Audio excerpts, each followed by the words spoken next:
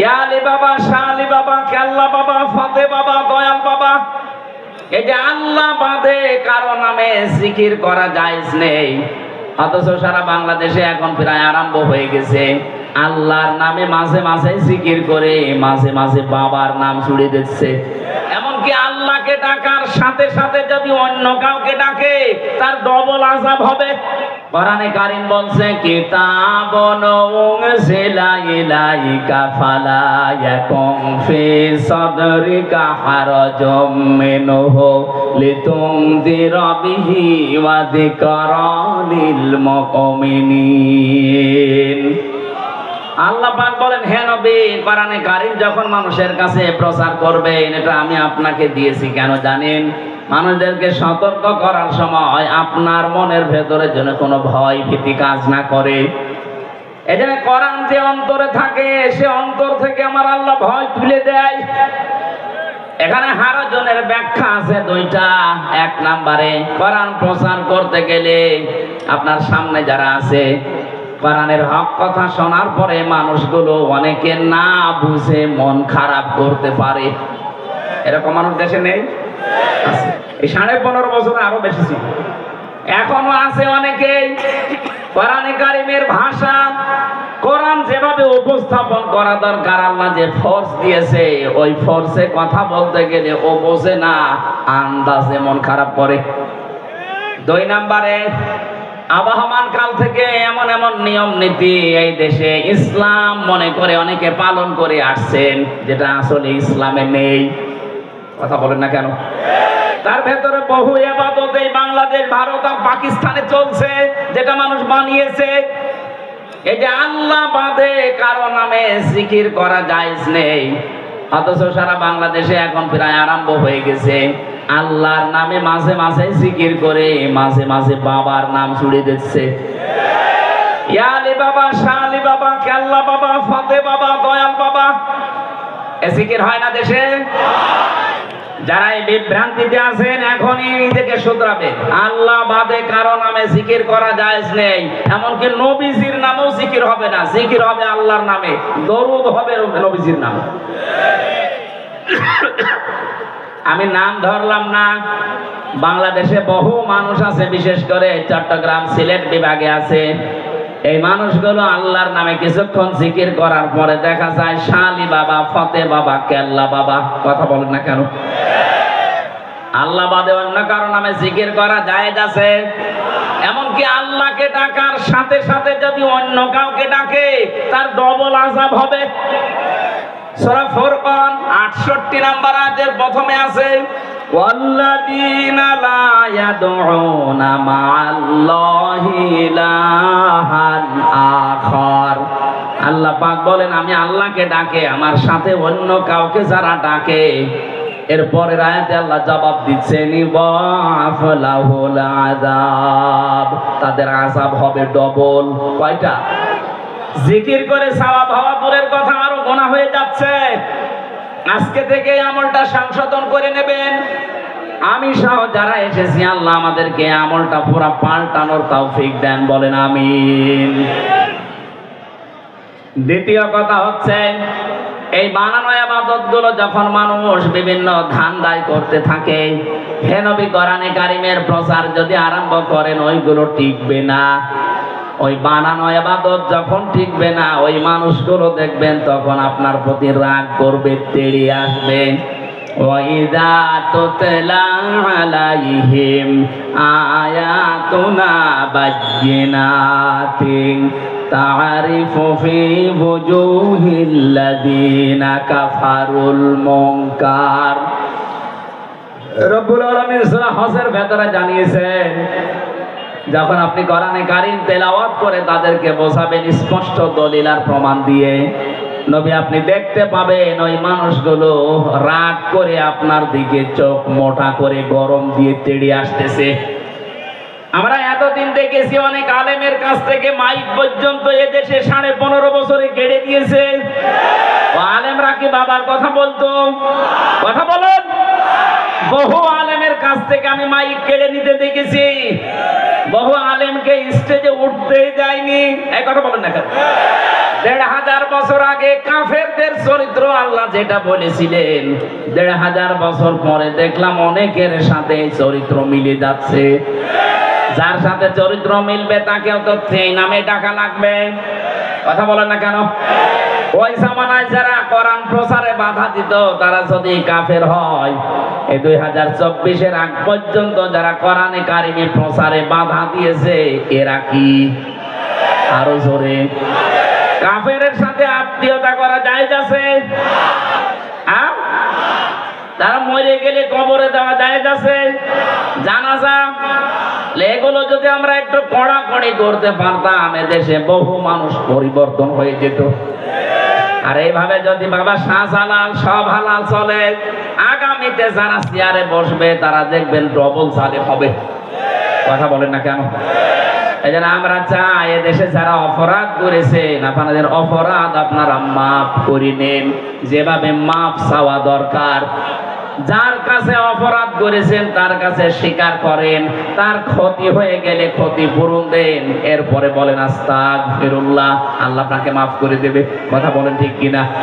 কিন্তু বাস্তবে আমরা উল্টা দেখছি। এত বড় অপরাধ করার পরে অনেকে দেখতে পাচ্ছি অনুশোচনা দূরের কথা, অনুতপ্ত দূরের কথা, এই মানুষগুলোর বৃদ্ধি আরো বাড়তেছে। মানুষ যখন জুলুম করতে করতে একেবারে শেষ পর্যায়ে পৌঁছিয়ে যায়, তাকে আল্লাহ কয়েকটা জিনিস থেকে চিরবঞ্চিত করে দেয়। তার এক নম্বরে আল্লাহ তাকে আর হেদায়েত দেয় না। ফেরাউন যখন ডুবে যাচ্ছিল ওই সময় কিন্তু স্বীকৃতি দেওয়ার রাস্তায় ছিল। ও বলেছিল আন্নাহু লা ইলাহা ইল্লাল্লাযী আমানাত বিহি বানু ইসরাঈল। আমি ঈমান আনলাম ওই আল্লাহর উপরে যার উপরে বানি ইসরাঈলরা ঈমান এনেছে। আনা মিনাল মুসলিমিন, আমি তো মুসলমান। এরপরও ফেরেশতারা আমাকে পানির ভেতরে চোবায় কেন? আল্লাহ তখন ডাক দিয়েছেন আল আন, এখন। অকদ আসাইতা ক্বাবলু ওয়া কুনতা মিনাল মুফসিদিন, এর আগে তুমি সবচাইতে বড় সন্ত্রাসী, ফ্যাসাদকারী, ফ্যাসিস্ট ছিলে।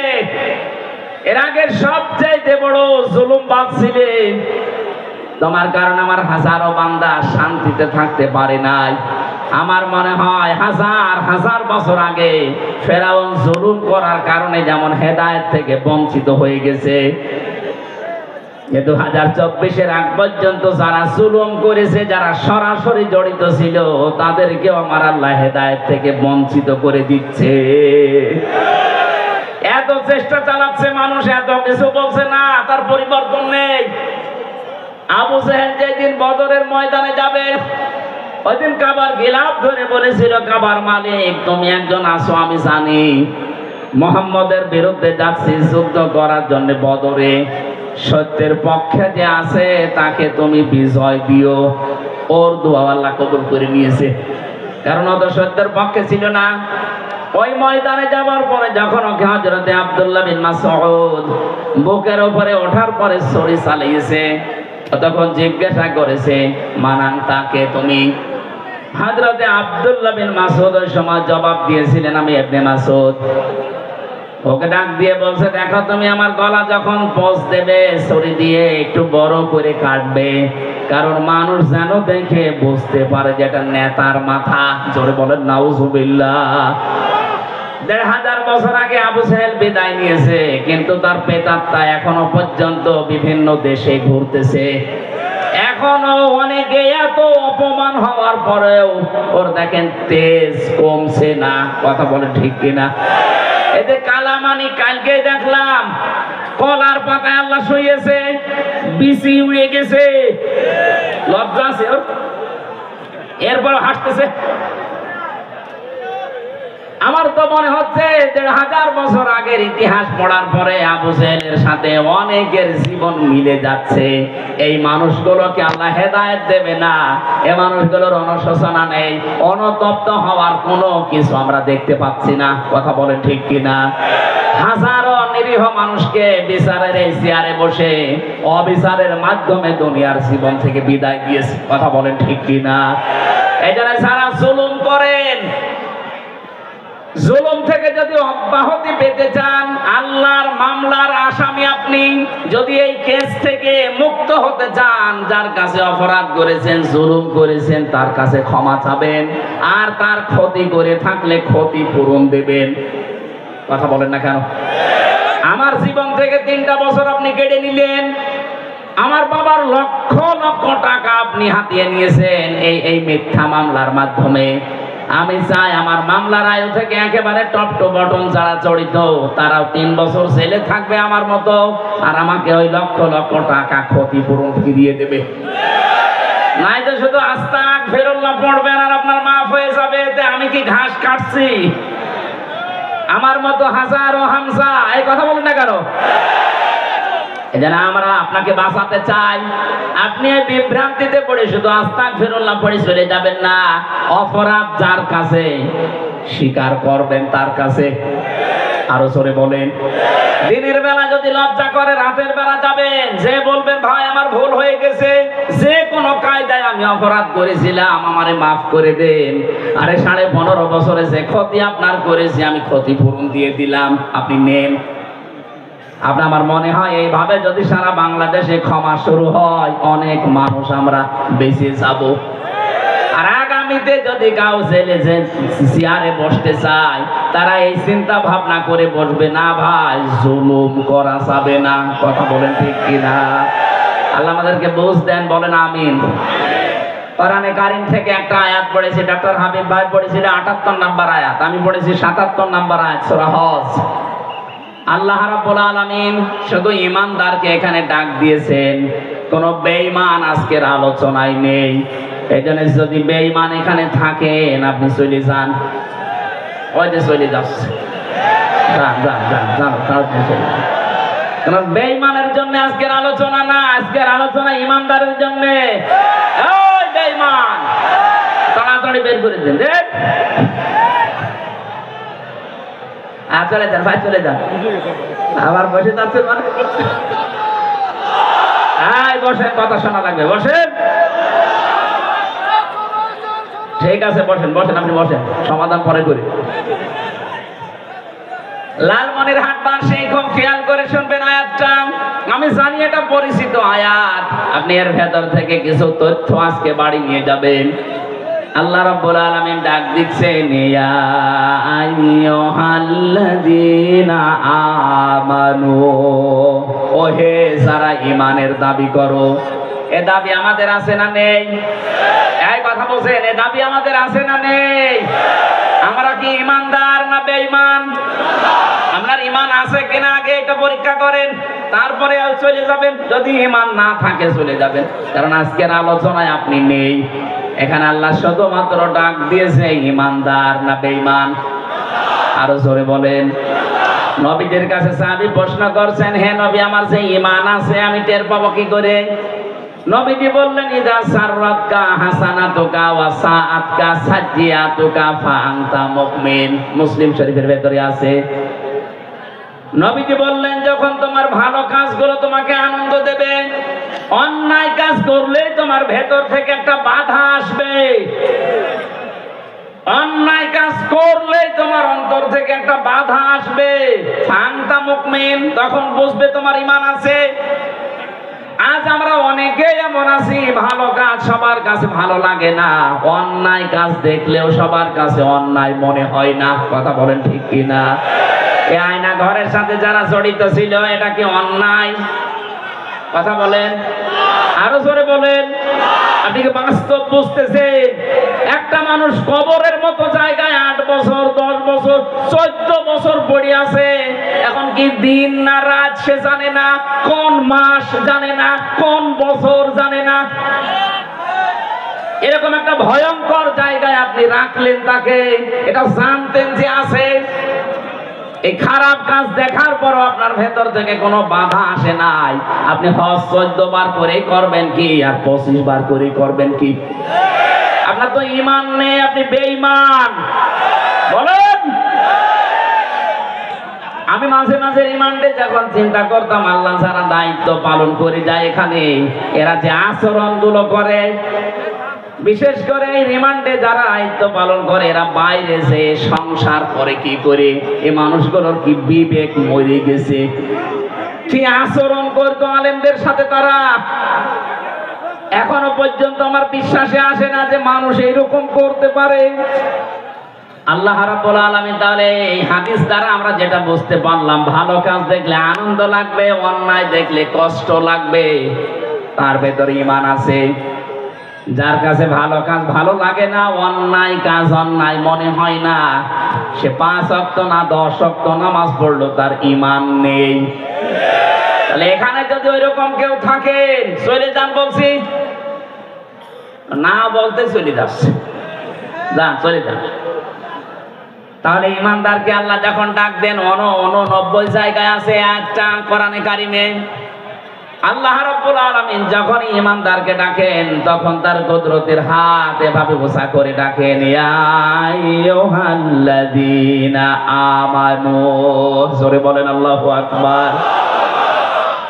আল্লাহ এখানে 4টা আদেশ দিয়েছে। যদি সফল হতে চাও জীবনে, সফলতার স্বর্ণ শিখরে পৌঁছাতে চাও, প্রথম নাম্বারে জীবনে এই কাজটা করো, ইরকাউ, রুকু করো, অসজুদু, সেজদা করো। এই যে রুকু আর সেজদা শব্দ দুইটা শুনতে যত ছোট মনে হচ্ছে, প্র্যাকটিক্যাল লাইফে সেট করা অত সহজ না। এই যে রুকু সেজদা কি সহজ না কঠিন? না, আসলেই কঠিন কাজ। কোরআনে কারীম জানিয়েছে, ওয়া ইন্নাহা লাকাবীরাতুন ইল্লা আলাল খাশিঈন। এই যে রুকু সিজদার যে নামাজ, এই নামাজটা কিন্তু বড় কঠিন কাজ, ভারী কাজ। তাদের জন্য ভারী না যে মানুষগুলো আল্লাহকে ভয় করে।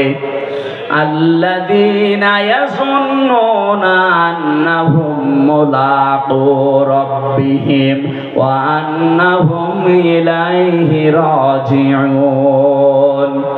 যারা এই বিশ্বাস করে যে কিয়ামতে আমাকে দাঁড়ানো লাগবে আল্লাহর সামনে, ফিরে যাওয়া লাগবে তার কাছে, আল্লাহর কাছে দাঁড়াতে গেলে সর্বপ্রথম হিসাব নেওয়া হবে রুকু সিজদার। কথা বলেন ঠিক কিনা?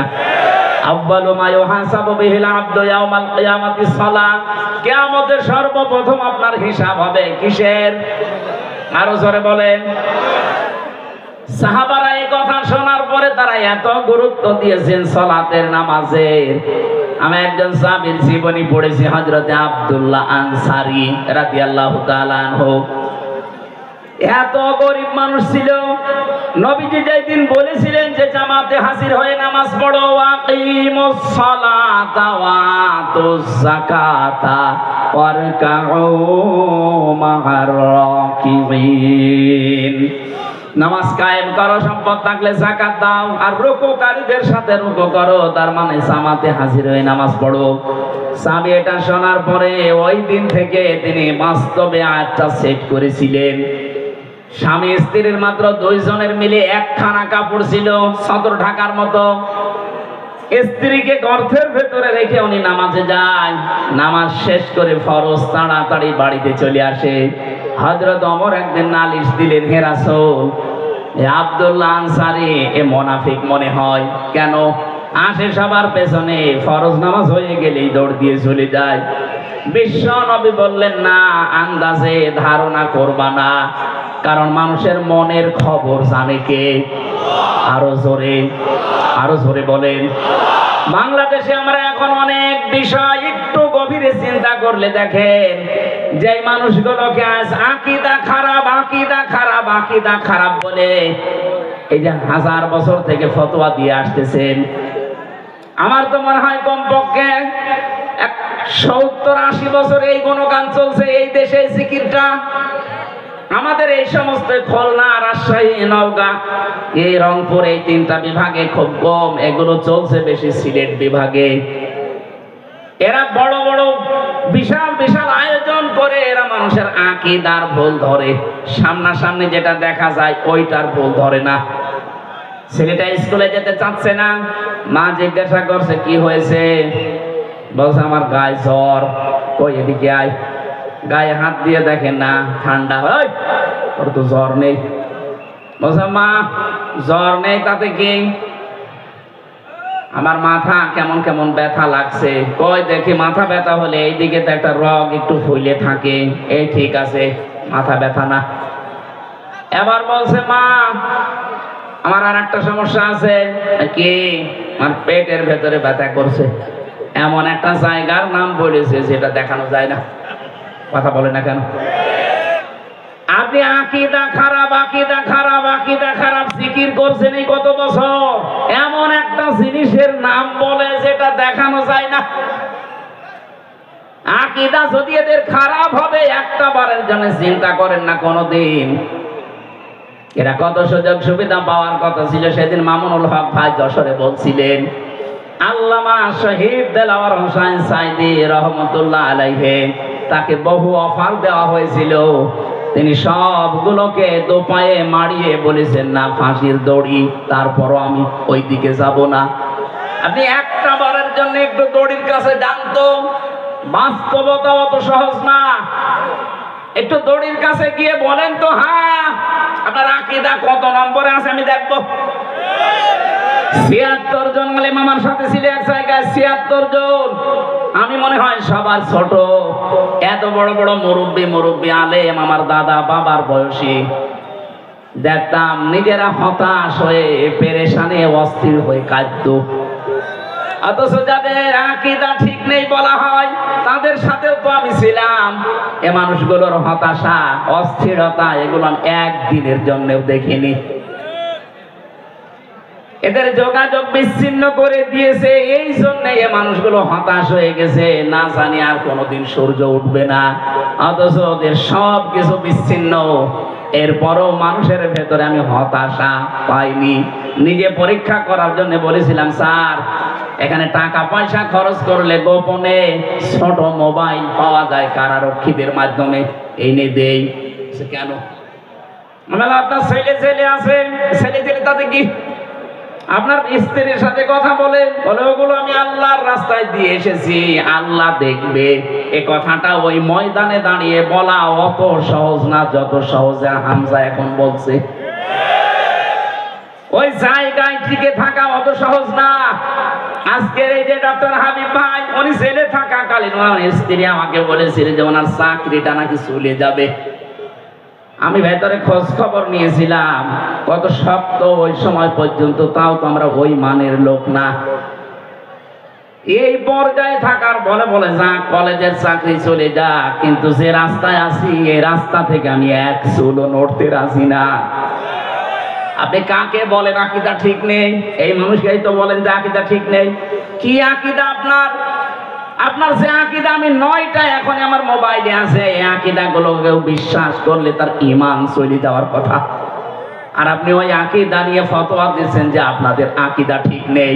এটা আপনি এই মানুষগুলোর প্রতি জুলুম করছেন। বিবেকটা কাজে লাগাবেন। কি করেছেন ইসলামের জন্য? শুধু পেট আর জহ্বা বাদ দিলে কিছু নেই আপনার। যাদের বলেন আকীদা ঠিক নেই তারা কি করেনি? জীবন পর্যন্ত দিয়ে দিয়েছে। আমি নিচে নামলাম না তাই বলেন তো, আপনার বিবেকের কাছে প্রশ্ন করে কি করেছেন আপনি? ইসলামের নাম ভাঙিয়ে শুধু জহ্বা আর এই পেট বাদ দিলে আপনার আর কিচ্ছু থাকে না।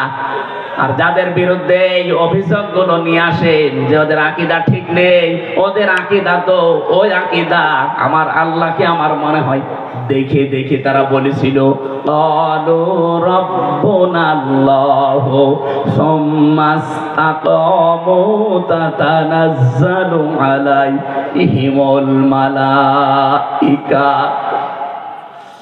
আমি তো হাদিসটা বলার জন্য পর্যন্ত এসেছিলাম। সাহাবী ডাক দিয়ে বলে, হে রাসূল আপনি একটু খোঁজ খবর নেন। তারপরেও নবীজি বললেন, ঠিক আছে আন্দাজে ধারণা করবা না কারো উপরে, চলো যাই। আসরের নামাজ পড়ে বাড়িতে গেলেন, বাইরে দাঁড়িয়ে সালাম দিলেন, আসসালামু আলাইকুম ইয়া আহলাল বাইত। বাড়ির ভেতর থেকে কোনো আওয়াজ নেই। নবীজি 3 বার ডাক দিয়েছিলেন। তৃতীয়বার হযরতে আব্দুল্লাহ আনসারী কাঁপতে কাঁপতে বের হয়ে এসেছে। নবীজি ডাক দিয়ে বললেন, দেখো 3 বার ডাক দিলাম তোমাকে, তুমি তো ভালো করে জানো আমি নবী যদি তোমার উপরে নারাজ হয়ে যায় আল্লাহ তোমাকে জান্নাতে দেবে না।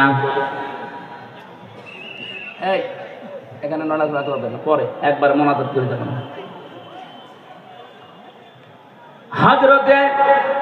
আব্দুল্লাহ আনসারী বলেছেন, হে রাসূল আমি দেরি করলাম কেন, আপনি আগে এইটা দেখেন। আমি স্বামী স্ত্রী দুইজনের কাপড় আছে অনেক, কিন্তু সতর ঢেকে নামাজ পড়ার মতো কাপড় মাত্র একটাই। আমি নিজে নামাজ জামাতে পড়বো, আর আমার স্ত্রী সন্তান নামাজ পড়বে না, জীবনও আমার মন মেনে নেয় না। এই জন্য নামাজ জামাতে শেষ করার পরে আমি দৌড়ে বাড়িতে আসি। বাড়িতে যে গর্তের মতো আছে ছেঁড়া অল্প যে কাপড়, ওগুলো পরে থাকা যায়, কিন্তু নামাজ আদায় করার মতো না। এসে আমার এই বড় পবিত্র কাপড়টা আমার স্ত্রীকে দিয়ে আমি নিজে ওই গর্তের ভেতরে আশ্রয় নেই। আপনি যখন প্রথম ডাক দিয়েছিলেন তখন আমার স্ত্রী নামাজে, দ্বিতীয় ডাক দিয়েছেন তখনও নামাজে, তৃতীয় ডাকে তাড়াতাড়ি স্ত্রী নামাজ শেষ করে গর্তের ভেতরে ঢুকেছে, আর আমার কাপড় দিয়েছে। এই যে আমি আপনার সামনে। নবীজি কেঁদে ফেললেন, জামাতে হাজির হওয়ার জন্য, নামাজ আদায় করার জন্য আমার এই উম্মতটা এত ব্যস্ত, এত স্যাক্রিফাইস করেছে। আমাদের তো জামার অভাব নেই। কি দোহাই দেবেন আপনি বলেন তো?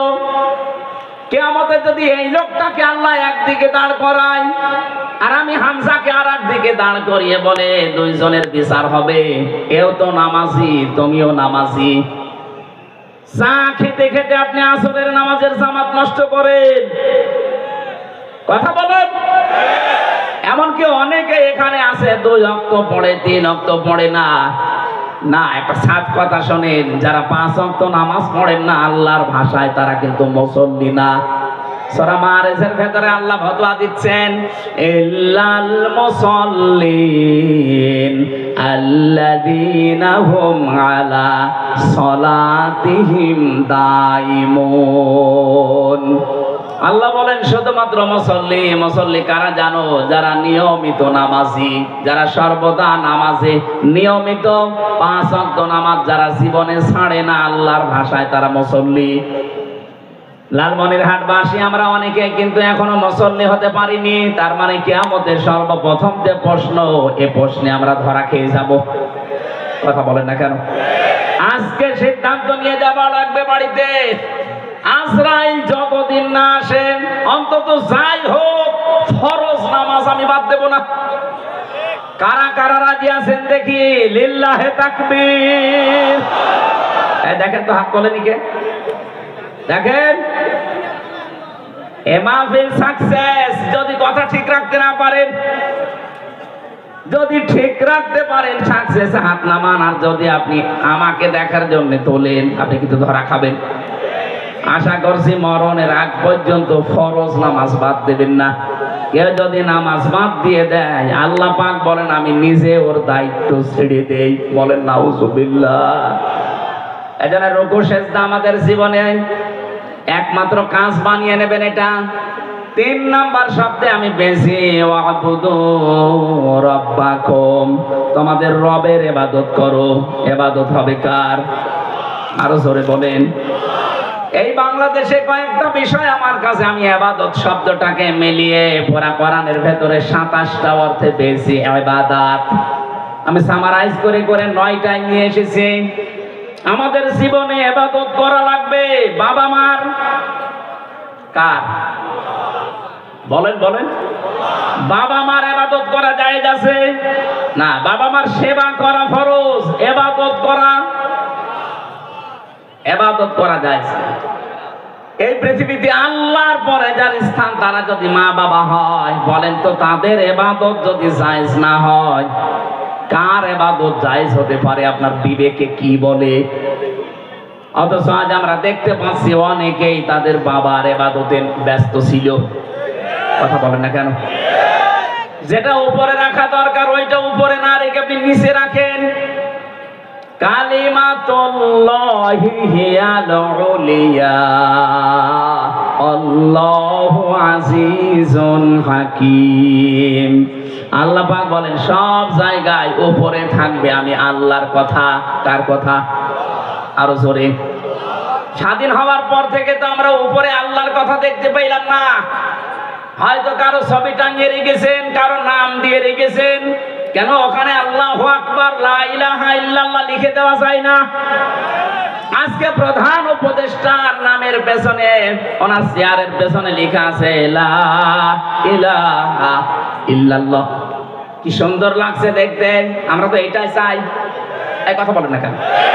৯৬% মুসলমান এখানে বাস করে, এখানে উপরে থাকবে কার কথা বলেন? আমরা চাই কিয়ামতের আগে এই দেশে কারো নাম যেন আর ওখানে না যায় যেখানে আল্লাহর নাম লেখা দরকার। আমার কথা বোঝা গেছে না? ইবাদত হিসাবে আমি ৯টা বলছি। ১ নম্বরে আপনার ব্যক্তিগত জীবনে, পারিবারিক জীবনে, সামাজিক জীবনে, এরপরে রাজনৈতিক জীবনে, ৫ নাম্বারটা অর্থনৈতিক জীবনে। এই ইবাদতটা আজ বাংলাদেশের নেই বললেই চলে। কারণ অর্থনীতি যে ইবাদত অনেকে আমরা জানি না, কারণ এ বিষয়ের আলোচনা দেশে নেই। আজ এই ১৫.৫ বছরে অর্থনীতি যে ইবাদত এটা যারা দাঁড় করিয়েছিল তাদের এই সেই ইসলামী ব্যাংকে ধ্বংস করে ফেলেছে। ৭৫,০০০ কোটি টাকা সেখান থেকে মারিং কাটিং করে। আমরা চাই আমাদের অর্থনৈতিক জীবনে ইবাদতটা আবার দাঁড় করাতে। আহ্বান জানাবো যে যেখানে আছেন, অর্থনীতি যে একটা ইবাদত, এটাকে যদি আবার আপনি দাঁড় করাতে চান, আমার যতটুকু ধারণা আছে আপনি সব বাদ দিয়ে ইসলামী ব্যাংকে আবার লেনদেন করবেন। প্রশ্ন আসতে পারে এখানে কি সুদ দেয় না? হ্যাঁ দেয়। আরে ভাই, নবীজি 13 বছর মক্কায় ছিলেন, 13 বছর মক্কায় কি নামাজ পড়েননি? এ কথা বলছেন না কেন? 13 বছর মক্কায় নামাজ পড়েছেন কাবার দিকে না অন্য দিকে? কেন? কাবাতে তো 313টা মূর্তি ছিল, 360টা। 360টা মূর্তি সামনে নিয়ে যদি নবীজি নামাজ পড়তে পারে, যতদিন পর্যন্ত ইসলাম কায়েম না হবে ততদিন ওইভাবে নবী নামাজ পড়েছিলেন। কথা বলে না কেন? এদেশে যতদিন যাকাত ভিত্তিক অর্থনীতি কায়েম না হবে ততদিন অন্য যত ব্যাংক আছে, সোনালী, রূপালী, চৈতালি, সব ব্যাংকের তুলনায় ইসলামী ব্যাংকে লেনদেন করা আপনার জন্য সবচাইতে বড় ইবাদত। এটাকে দাঁড় করান আগে।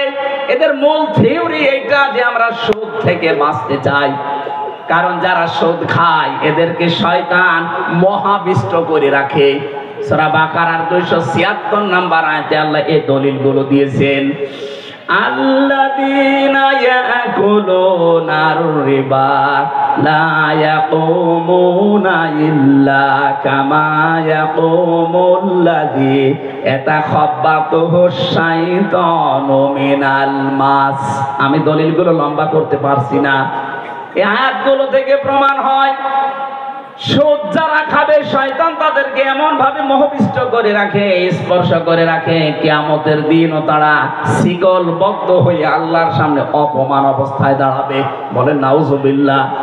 ৩-৪ আয়াত পরে আল্লাহ দলিল দিয়েছেন দুনিয়াতে যারা সুদের সাথে জড়িত থাকবে এই মানুষগুলো তাদের মায়ের সাথে জিনা করার গুনাহ করবে।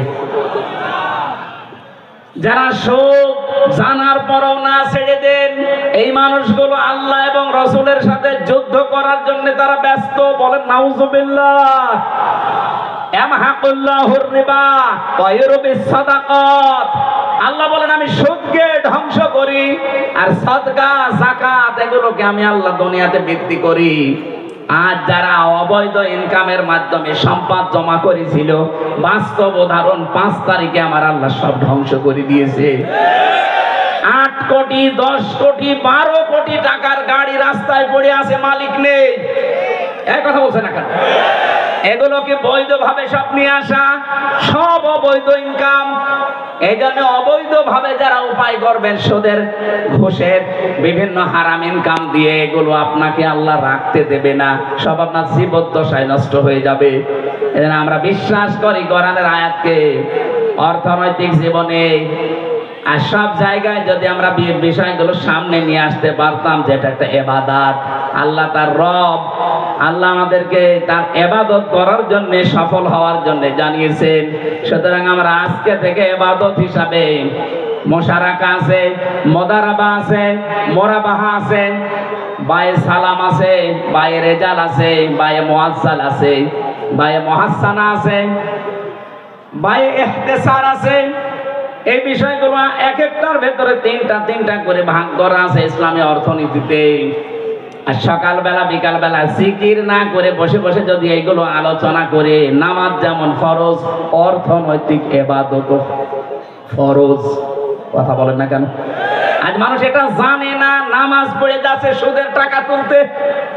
এখানে বহু মানুষ এমন বসে আছেন আমি জানি, যারা 1000 টাকা ছেড়ে রাখে মাসে মাসে 100 টাকা করে বেশি পায়। এটা যে মায়ের সাথে জেনা করার গুনাহ জানেই না, অথচ নামাজ পড়ে আসলো। এই কাজে কারা আছেন? তারা আজকেই বাড়িছে এই সুদ ছেড়ে দেবেন।